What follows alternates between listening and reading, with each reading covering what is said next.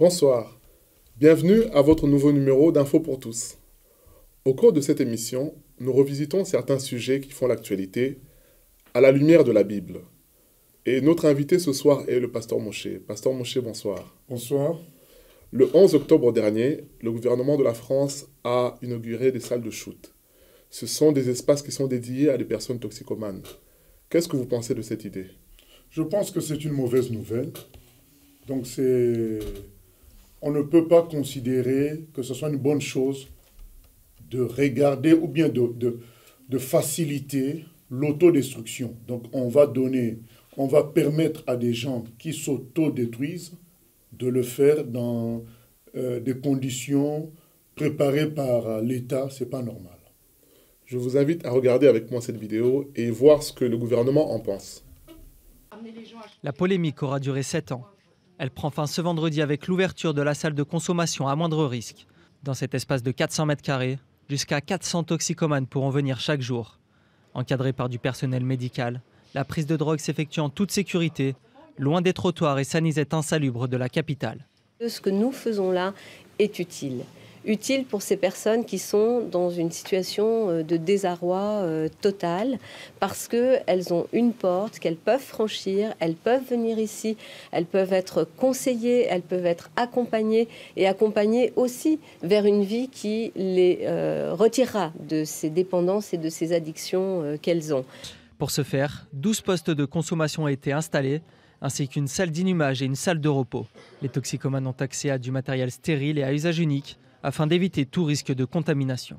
Éviter des maladies, éviter des overdoses mortelles, ça n'est pas rien. Et c'est aussi un des objectifs des salles comme celle-ci.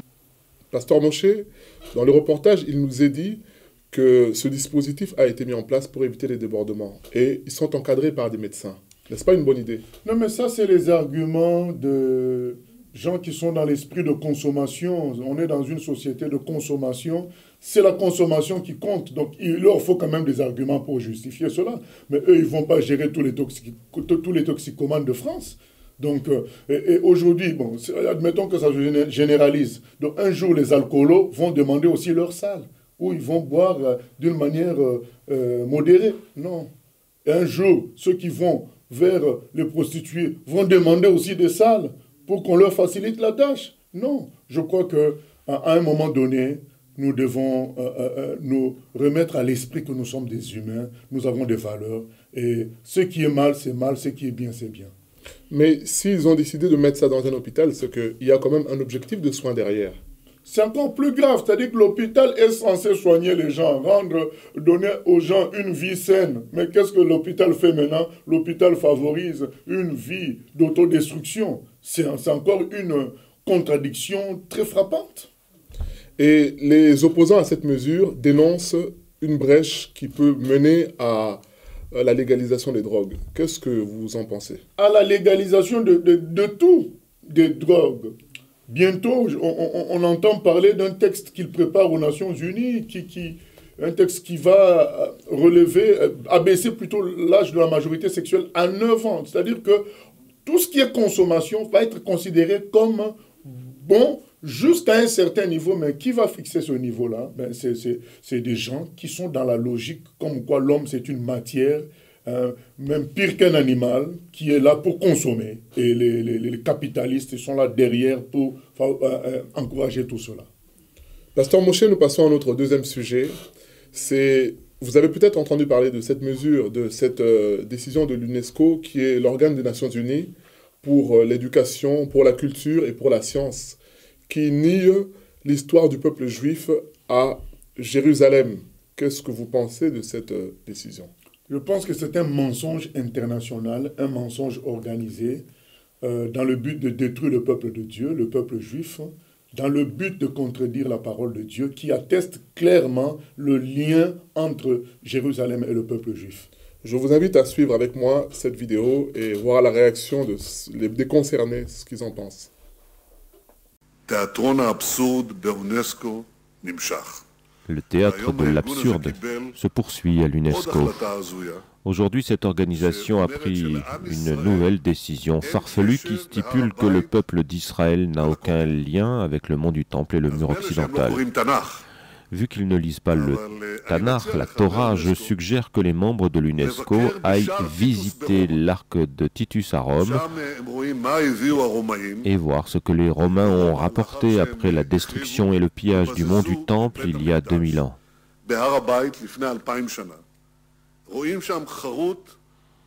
On y voit l'arc de Titus gravé d'une menorah, cette branche, symbole du peuple juif d'antan et symbole de l'État juif actuel.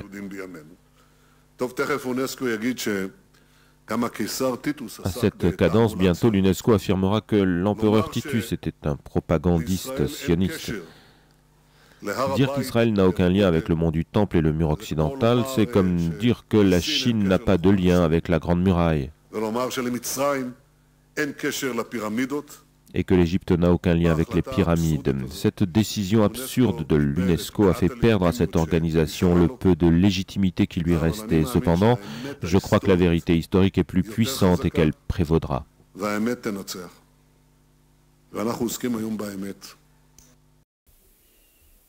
Pasteur Moshe, c'est étonnant parce que ces personnes qui travaillent à l'UNESCO, ce sont des grands professeurs, des scientifiques pour certains. Comment ils peuvent arriver à une telle décision?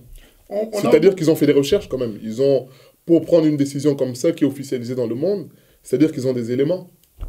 Non. On a beau être savant, professeur, mathématicien, on a des idées.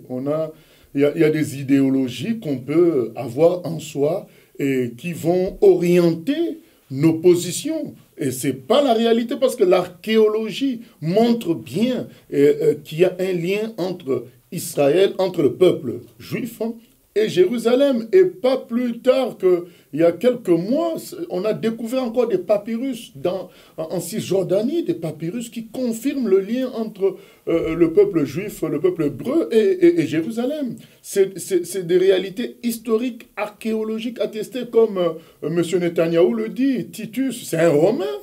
Quand il a fait le siège de Jérusalem en 70, mais c'est pas les Juifs qui parlent, c'est les Romains qui parlent. Il a vaincu les Juifs, il a ramené les symboles juifs, mais c'était le siège de quoi? De Jérusalem, et qui s'est achevé par le siège de Masada. Donc c'est des réalités historiques, attestées, avérées. Mais ces gens-là, c'est des idéologues. Leur problème, c'est quoi? Ils veulent nier l'existence de Dieu. Alors, pour nier l'existence de Dieu, il faut nier l'existence du peuple juif, parce que l'histoire de Dieu, entre Dieu et l'humanité, passe par le peuple juif. Donc il faut casser cela. C'est ça le problème. C'est des malhonnêtes. Il y a deux informations que vous donnez. Vous parlez d'idéologie. Est-ce que vous pensez qu'il y a une décision politique derrière cette... il y a une démarche politique derrière cette décision? Il y a une démarche du nouvel ordre mondial qui vise à enlever le nom de Dieu sur la terre pour mettre le nom de Satan. Et donc ils avancent masqués, mais pas si masqués que ça, parce que nous on voit, pas à pas. Mais ils ne réussiront pas parce que Dieu est le plus fort. Mais vous pensez qu'en prenant cette décision, ils contredisent la Bible? Est-ce que vous pouvez nous expliquer pourquoi? Parce que la Bible nous montre clairement que Dieu a choisi Jérusalem comme sa ville. Il a dit qu'il a mis son nom sur Jérusalem. Donc c'est clair. Et David est roi à Jérusalem. La Bible en parle de Jérusalem tout le temps. Il est écrit dans Psaume 122, priez pour la paix de Jérusalem. C'est écrit clairement. Donc dans Psaume 62, c'est écrit, vous qui priez pour Jérusalem, parlez, criez jour et nuit. Donc Jérusalem est un terme récurrent dans la Bible. Et Jésus lui-même nous donne une prophétie. Il dit que quand vous verrez Jérusalem environnée par les nations, donc comprenez que c'est le moment de mon retour. Donc c'est ce qui se passe. Donc toutes les nations sont en train petit à petit de se réunir contre Dieu, et cela passe par attaquer Israël. D'accord. Nous passons à notre troisième sujet, Pasteur Moshe. C'est ce contexte, cette tension, une sorte de guerre froide où il y a deux nations qui s'envoient des paroles. Et nous avons vu d'un côté la Russie, d'un côté les États-Unis et l'OTAN qui le soutient derrière. Et je vous propose de regarder ensemble cette vidéo et nous allons la commenter ensemble après. La Russie prévient, toute frappe contre l'armée syrienne serait considérée comme mettant en danger les troupes russes en Syrie et serait suivie d'une réplique forte. Les États-Unis réfléchiraient en effet à lancer des offensives limitées contre les troupes de Bachar el-Assad pour faire cesser les bombardements sur Alep. Le porte-parole de la défense russe s'est montré ce jeudi très explicite. Je voudrais recommander à nos collègues de Washington de bien peser les conséquences de tels plans. J'aimerais leur rappeler que la couverture aérienne de nos bases près d'Alep est assurée par des systèmes anti-aériens S-400 et S-300 dont le rayon d'action pourrait surprendre n'importe quel appareil volant non identifié. I want to be clear to those who try to oppose the United States. I want to be clear to those who wish to do us harm. I want to be clear to those around the world who want to destroy our way of life and that of our allies and friends. The United States military, despite all our challenges, despite our op-tempo, despite everything we've been doing, will stop you and we will beat you harder than you've ever been beaten before. Make no mistake about that. Other countries, Russia, China, Iran, and North Korea, went to school on us. They closely watched how we fought in 91 and 03. They studied our doctrine, our tactics, our equipment, our organization, our training, and our leadership. And in turn, they revised their own doctrines, and they are rapidly modernizing the military today to avoid our strengths in hopes of defeating us at some point in the future.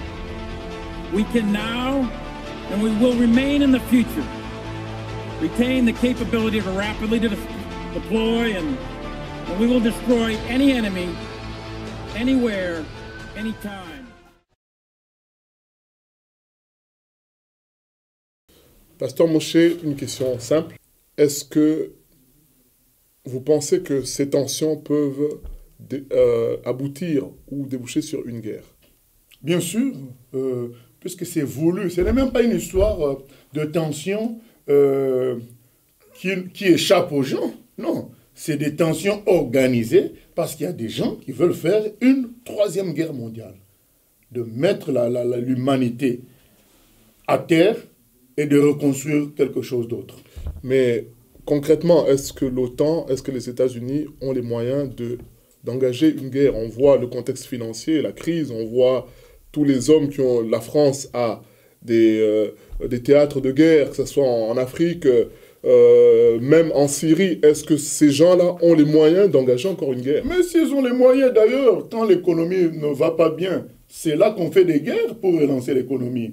Mais là, par exemple, M. Hérault, le ministre des Affaires étrangères de la France, qui dit que le problème d'Alep est une menace contre l'Europe la plus importante après la Deuxième Guerre mondiale. C'est rigolo. Donc un problème sur une ville de Syrie va être une menace pour toute l'Europe. Où est le lien entre la ville d'Alep et toute l'Europe?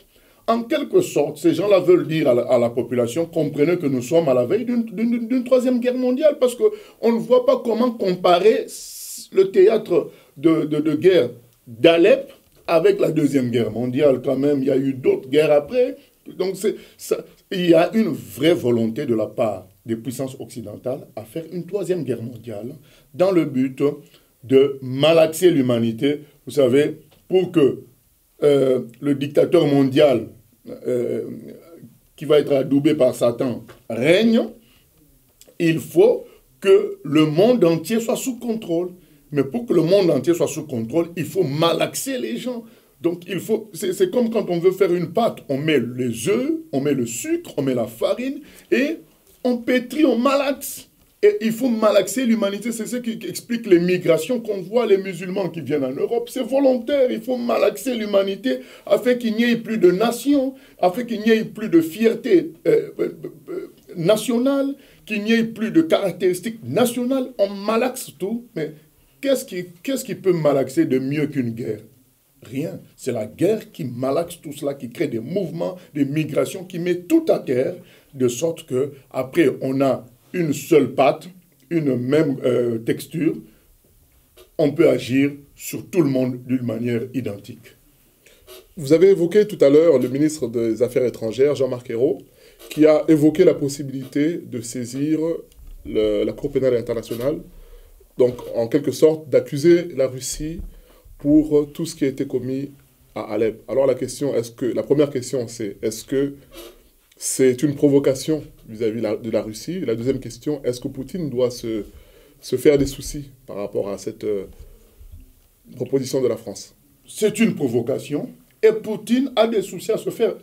C'est pourquoi Poutine est en train de crier à la Troisième Guerre mondiale. Poutine ne veut pas la Troisième Guerre mondiale, mais il sait qu'on l'y pousse. Alors il crie pour ameuter les populations, les peuples, afin que les peuples se rebellent contre leur gouvernement qui veulent créer cette guerre. Le gouvernement français, anglais, américain, c'est eux qui veulent créer cette guerre. Et Poutine, quand il crie à la guerre, c'est juste pour ameuter les populations, pour faire peur, pour qu'il n'y ait pas cette guerre. Parce qu'il sait qu'il ne tiendra pas face à tous ces gens-là. Mais on veut l'y pousser par des provocations de tout genre. Mais il y a aussi une question de fierté nationale, fierté humaine. Et c'est ce qui anime Poutine.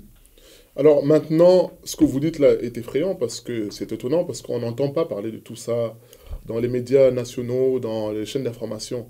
La question c'est, est-ce que vous pensez qu'une troisième guerre mondiale est possible? Et comment se préparer? Que dire aux gens alors? C'est très possible. Mais qu'est-ce qu'on entend dans les médias? Tout contre Poutine. On se lève chaque jour avec une nouvelle sur la méchanceté de Poutine. Le but, c'est de dire aux gens, de préparer les gens à ce qu'on attaque Poutine. C'est tout. Donc, il y a une vraie préparation à la Troisième Guerre mondiale, mais comptez. Parce que si on dit aux gens Troisième Guerre mondiale, les peuples vont se révolter comme du temps du Vietnam.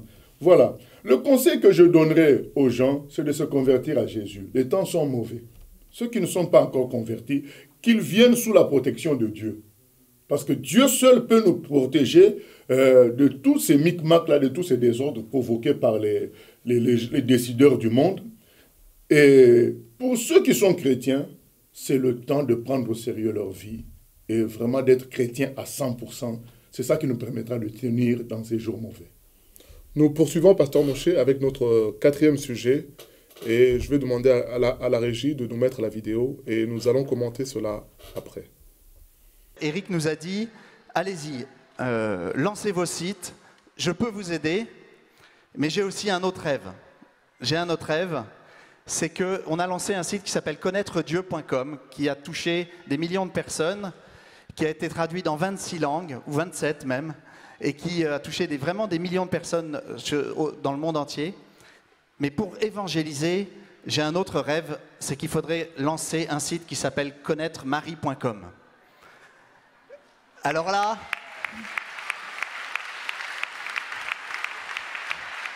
on s'attendait à beaucoup de choses, mais pas à ça. On s'attendait vraiment pas à ça. Vous avez cru que je vous faisais une blague même, hein? Voilà. Et donc, on a commencé à mieux se connaître, à voir ce qu'on pouvait lancer. Donc, maintenant, dans l'équipe, dans le conseil d'administration de Sage, il y a des frères évangéliques qui font partie du projet pour à la fois toucher les chrétiens catholiques, mais aussi les chrétiens évangéliques, et mettre nos forces ensemble dans l'évangélisation. Pasteur Moshe, ce monsieur qui a été présenté, Éric Sellarié, est un chrétien, pasteur, comme vous, et qui a reçu de travailler avec des autres chrétiens. Enfin, comme moi, officiellement, voilà. Voilà. La question, n'est-ce pas une attitude d'ouverture de sa part, de vouloir travailler avec tous les chrétiens, quelle que soit la dénomination catholique ou autre? Qui lui demande de faire ça? Donc, le Seigneur ne nous appelle pas à l'ouverture. Le Seigneur nous appelle à prêcher la vérité. Il ne nous appelle pas à des compromis, de rassemblements de tous bords. Il nous dit, allez prêcher la bonne nouvelle à toute la création. Mais face à la montée, on voit aujourd'hui, vous avez parlé de l'immigration, des Arabes qui viennent en Europe, on voit aujourd'hui en France que l'islam est la deuxième religion qui monte encore. Face à toutes ces religions qui montent, les chrétiens ne devraient pas-ils se mettre ensemble pour travailler? Nous n'avons pas besoin de nous mettre ensemble avec des gens qui sont en contradiction avec la parole de Dieu pour gagner les musulmans ou tout autre adepte de religion. Les catholiques utilisent la Bible comme vous? Les catholiques n'utilisent pas la Bible. Ils ont la Bible dans leur bibliothèque, Mais ils ne l'utilisent pas parce que s'ils utilisaient la Bible, ils n'auraient pas la statue de Marie qu'on a vue là, dans cette vidéo. Ils ne prieraient pas Marie, parce que tout ça est contredit par la Bible. Et ils ne prieraient pas les idoles, les statues, ils ne prieraient pas les morts. Donc tout ça est contredit. Ils ne feraient pas de pape un second Dieu. Dieu dit dans Ésaïe 42, 8, je ne donnerai ma gloire à personne. Exode 20 interdit l'adoration des statues. Ésaïe 8, 19 interdit de prier les morts. Et plein d'autres, Matthieu 23, 9 interdit d'appeler les gens pères. Donc il y a plein d'autres versets qui sont contredits par le catholicisme. Donc ils ont la Bible dans leur, comment dire, bibliothèque, mais c'est tout. Ils utilisent autre chose. Et vous pensez que tous ces millions, peut-être ces millions de catholiques qui croient en Dieu, qui croient en Jésus, vous pensez qu'ils font erreur? Ils sont sur, non, ils ne croient pas encore en Jésus. Ils suivent un mouvement. Parce que quand tu crois en Jésus, Jésus dit, je suis le chemin, la vérité et la vie. Tu restes dans la vérité. Il a dit, le Père cherche de véritables adorateurs qui vont l'adorer en esprit, en vérité. Donc ces catholiques-là ne sont pas encore en train d'adorer Dieu en esprit, en vérité, parce qu'ils prient les saints, les idoles, Marie, et tout un tas de faux trucs. Donc c'est ça qui fait qu'ils ont besoin d'écouter le vrai évangile, se laisser sauver par Jésus et suivre Jésus à travers la Bible. Mais que dire de ce pasteur qui a créé un site qui est très connu dans le milieu chrétien, Top Chrétien, et un site qui a édifié beaucoup de chrétiens, et ce même pasteur qui a été inspiré pour créer ce site dit que c'est Dieu qui l'appelle à travailler avec les catholiques et à créer un site pour faire connaître Marie.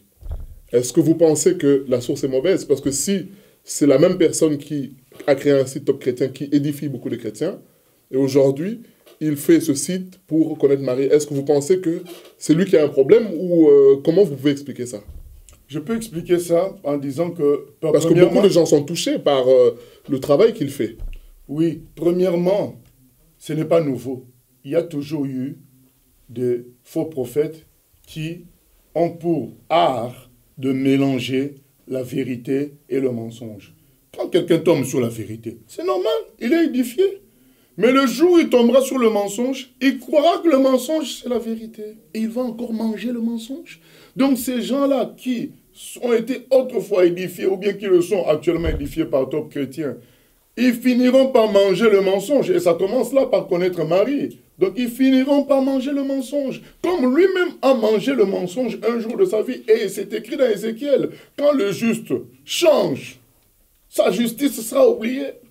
Donc les gens, sous prétexte qu'ils ont été autrefois édifiés par Top Chrétien, qui vont continuer à écouter. Et le jour qu'ils se perdront, ils ne s'en prendront qu'à eux-mêmes. Parce que le Seigneur dit, quand le juste change, il ne faut pas le suivre. Donc il faut suivre toujours la vérité. On ne suit pas des humains. Donc si Top Chrétien t'a édifié, aujourd'hui, rends-toi compte que Top Chrétien est dans la déviation totale. Ressaisis-toi, retrouve la parole de Dieu, la Bible.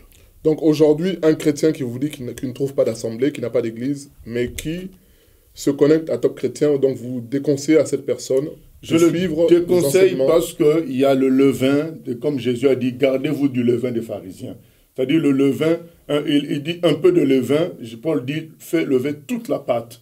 Donc on met la vérité, et dans la vérité, on place un peu de levain, de mensonge, mais il est écrit, ça fait lever toute la pâte, c'est-à-dire que le levain contamine toute la pâte. Donc finalement, la pâte qui était majoritairement bonne, elle est contaminée.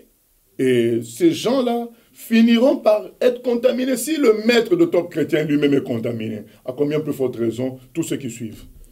Et quel message vous avez adressé, si jamais il vous écoute, à ce monsieur, monsieur Sillerier, quel message vous avez à lui donner? Le message, c'est quoi? Jésus a dit, il cherche des adorateurs qui vont l'adorer en esprit, qui vont adorer Dieu en esprit et en vérité. Il ne suffit pas seulement d'adorer, il suffit pas seulement de prier, mais il faut le faire en vérité. D'ailleurs, Jésus a dit à la dame, ce n'est ni à Jérusalem, ni à la montagne. Vous adorez ce que vous ne connaissez pas. Il faut adorer Dieu dans la vérité et cela passe par la parole de Dieu, la Bible. Et le Seigneur le dit encore, dans Matthieu 7, il leur dira, je ne vous connais pas. Tous ceux qui n'ont pas fait la volonté de mon Père. C'est une réalité. Il ne suffit pas de prier, mais il faut aussi prier en vérité. Qu'ils reviennent à la vérité. L'argent, ça ne sauve pas. Le succès ne sauve pas. Le nombre ne sauve pas. Il n'y a qu'un seul qui sauve, c'est Jésus, par sa vérité qui est dans la parole de Dieu.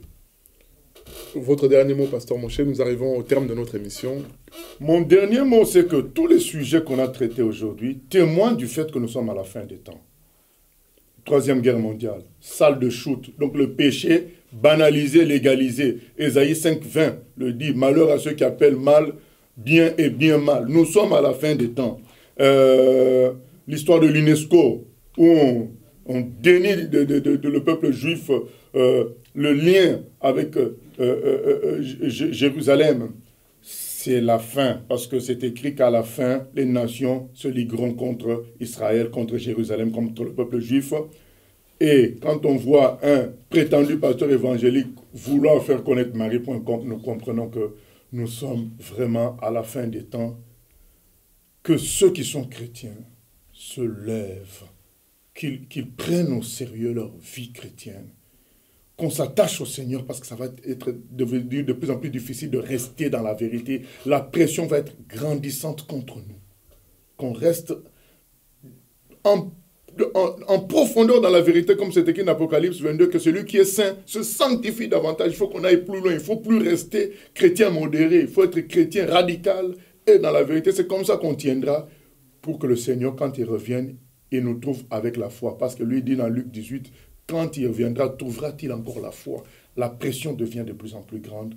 Restons davantage près du Seigneur, dans la vérité. Et cette vérité, c'est la Bible, la parole de Dieu. Que personne ne nous trompe.